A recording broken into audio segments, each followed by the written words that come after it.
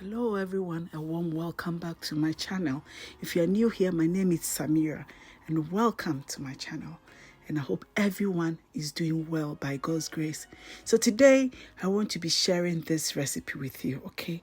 This is a super Zongo recipe, right? This is what we call Brukina, okay? I grew up drinking this like your snack. Just say, then you make your trip to Nimagota or Bakingota, right? Then you go and get yourself a bag, yeah? And it is so delicious. I'm going to go through this with you step by step, how you can make this, okay? And so join me.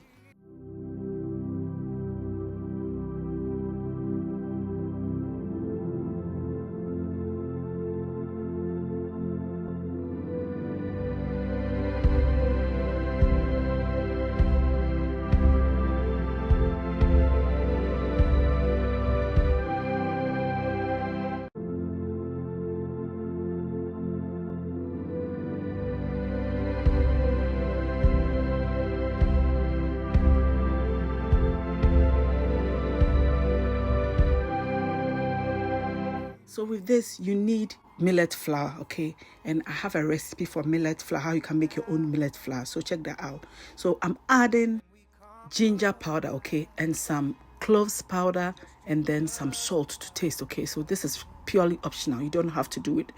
They don't add it. I don't know even they do, but I just want to spice it up. I mean, add a bit of flavor to it. Otherwise, the millet is just too bland, okay? So I'm just adding water. I'm going to turn this into a ball, basically a dough, okay? So if you know how I make my millet dough too, I'll link that video for you, okay? So I have a video for that on my channel here, so you can check that out. So form it into a ball, and what I do is wrap it in a cling film, right?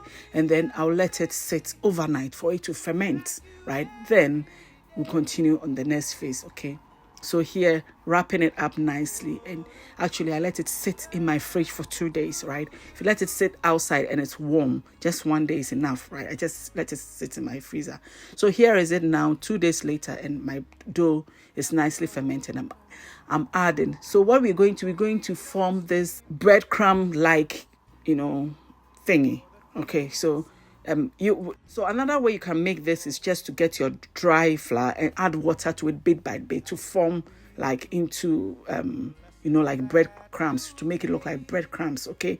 But I just like to do it this way because I like the dough to ferment and a bit, and then I like to add the other spices. So what you can do, what I am doing is just adding the dry flour to this so that I can break it up little by little. So yeah, so once it is to my satisfaction how it needs to look like, and this is how it looks like, right? What I'm going to do, you get a small sort of balls and stuff like that, but some of them are bigger than the other, and I want to have similar consistency right throughout. So I have this thing that I use in my halogen oven, right? So I took it out and I use it as a sieve, like something like that, to pass the whole flour through so that it all looks similar. So after that, look at how it looks like. So what I did is I wrap it in my hands, both hands, right? So that I get some more balls, to form them into more balls, so that I've got, very rough mixture. Okay, so yeah, we set this aside and then we'll continue. So this is raw, and you know that Hausa cocoa, we just add hot water to it. It sits for like 30 minutes and it's ready, right? So all we're going to be doing is to steam this. I'm using my microwave, steaming bowl to steam this. You can use anything. I don't know what you have, but to steam it, to sort of cook it before, because it's a drink. This is a drink. We add milk to it, and then we add sugar to it, then we drink it. So you need to cook the millet for a bit, okay? So you need something like to steam it. Whatever you need, you can use to steam. Just steam it. So I cover it and it steams nicely. So you see that when it steams, it forms into one. It resembles something like I check it, or is it check it? And I check it in friend. Yeah, something like that. Okay, so you see the difference. It changes, the color changes, right? You see that it's all formed into one thing. Then you break it up as you stir it. So this is how it will look like. I'll bring it up close for you to see what I mean. And yeah, you see it's coming up close, and this is how it will look like. It will be nicely cooked for you. Okay, so you set aside and you let it cool completely. And now we're going to move on to the putting everything together phase, to the mixing with the milk and the sugar. And this is very delicious. It's very healthy. And you can try it and you will love it. Just say you love it. It is really, really good. Trust me. And there is another form that we use corn maize, blue samus and wine to make it. Okay. And that one we call it nekiri.